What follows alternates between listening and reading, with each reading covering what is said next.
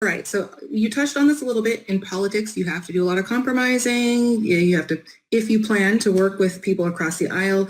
I would like to know, and I think other voters would like to know, what are your lines in the sand? So, so things that you absolutely wouldn't compromise on.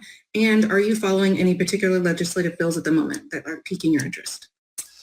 Lines in the sand, right? There's elements of, I mean, first of all, when we talk about immigration, right, we cannot have an immigration system that is being used for discrimination and retaliation and fear and not serving law and order. We can't have that. The basics, right? A woman's right to choose, right? And I think it's so ironic, the fact that Republicans consistently come up there and say, we want less government in our lives. And yet, why are you deciding you want to put judges and lawyers in the exam room with women to make those decisions for them? That's not less government. That's the most intrusive form of government.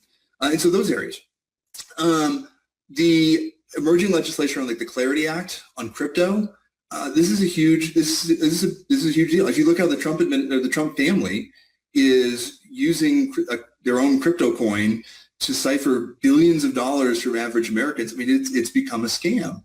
And so we need real legislation that looks at crypto, that recognizes the fact that blockchain technology is something that we need to be looking at because it can help better secure our financial system.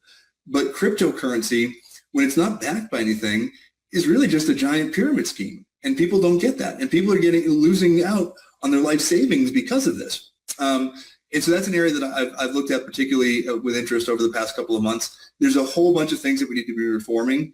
Again, people often say, what's the first thing you're going to do when you get to Congress? Well, the first thing we have to do is we've got to rescind this big, beautiful bastard that has caused so much pain across our government. It's deeply unpopular. We got to get it out of there. We've got to bring back a lot of these programs that were gutted because they were serving Americans and Americans want them.